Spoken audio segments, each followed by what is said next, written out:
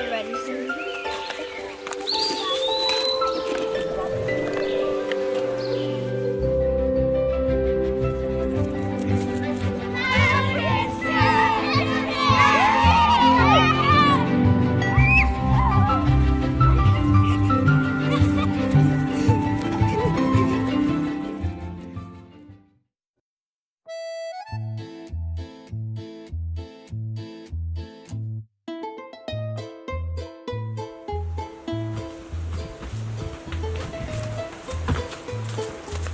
This is where Captain Davis lives.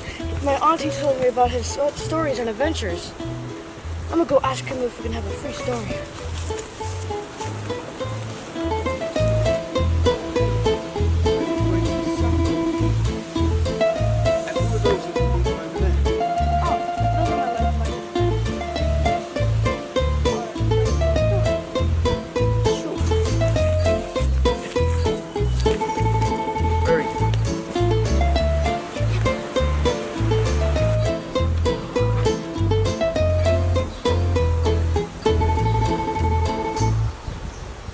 Better. So, what brings you here today? Well, Enzo, our leader, told us about this wonderful storyteller who lives in a bush. And, well, we couldn't wait to meet you. That's a really big bull. It must be so heavy. Yeah, huge. What type of story would you like? We've been to the rock pools lately. Oh, have you? Well, I have a very enchanted story about a young boy called Jack who went to the beach and found a very magical rock pool. Are you all sitting comfortably?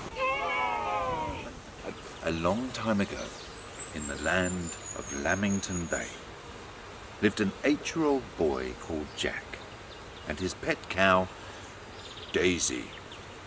Moo! Moo! Moo! A golden sand beach spreads out from the grassy edge. Sea-washed shells, bright seaweed and driftwood clutter the sand. Seagulls play on the rocks and circle overhead. Jack, barefoot and a feather in his hat, walks over the sandy beach with his gentle cow, Daisy.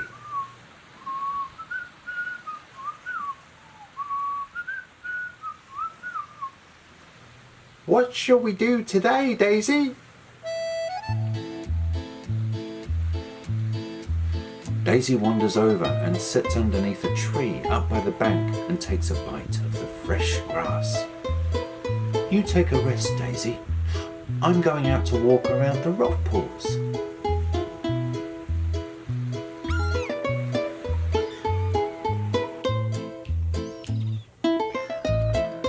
He walks off towards the sea and picks his way between the flat boulders and rocks.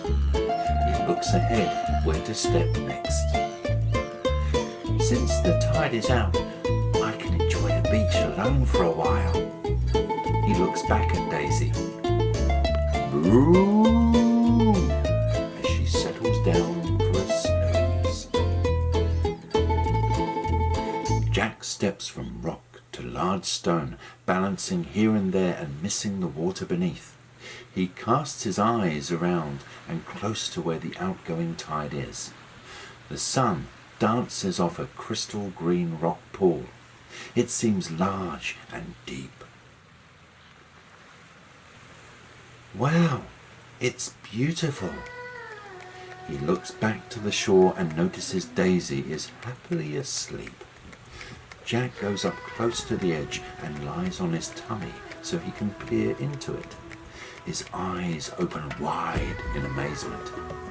He sees the fish swimming, the seaweed swaying, and hears a gentle song drifting up from the sea floor. Jack wriggles a little closer to see more.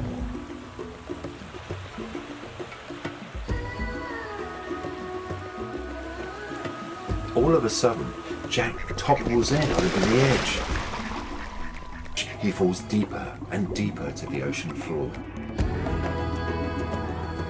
He sees the ocean plants swaying and crabs scuttling.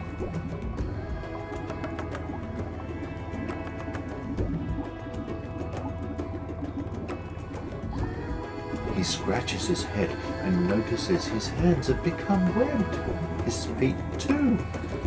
And then he feels the gills around his neck. Magically, he can breathe. He can barely believe it. He looks around and notices he is in a dark cave. He tries to speak. Where am I? He wonders. Then he hears music again, swaying in and out. He turns and follows the sound out of the cave. He swims amongst the swaying seaweed and over colourful coral. The light from the sun glows through the water.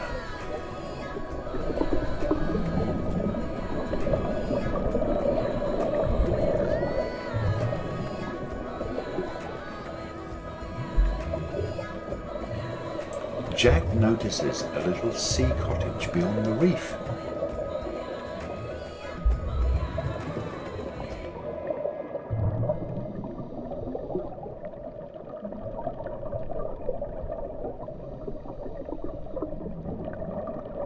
He knocks on the door.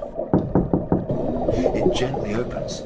He carefully swims inside, but no one is inside. He cautiously looks around. I wonder who lives here. He swims into the kitchen. And there, sitting on the bench, are 3 little bowls full of sea lettuce soup. Oh, this smells delicious. He tries a little bit. Yum. Then Jack, being so hungry, gobbles up all the soup in the little bowl.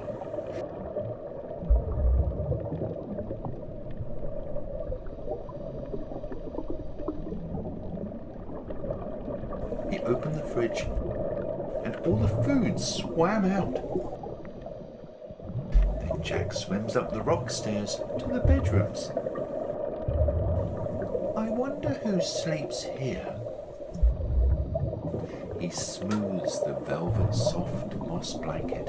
He gives a big yawn and gets up on the little bed, and as he listens to the music and stares at the starfish on the ceiling, he begins to fall asleep.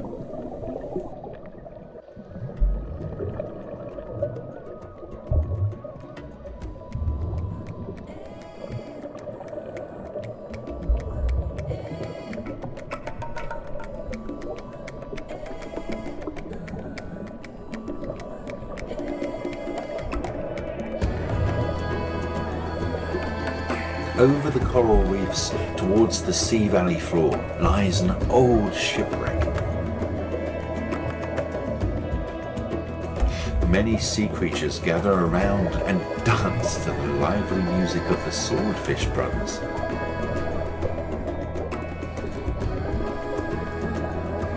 Angelfish, starfish, and merpeople dance and sing and have a happy time together.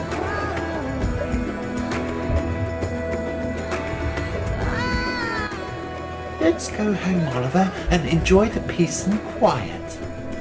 The little purple mermaid called Sally just wasn't into it, and neither was her friend Oliver, the sea turtle.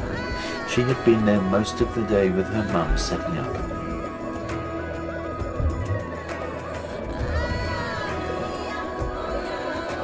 It had been a good get-together, but now she was tired. She made a little chirrup sound to Oliver, waved goodbye to her mother, and then left for home. Well, that's the end of part 1. Oh, when is part 2? Oh, shortly. Better all go home before nightfall sets in, and I'll see you all again soon. Bye-bye, children. Bye! Thank you for coming. See you soon. Thank you for telling us the story. See you soon. See you next time.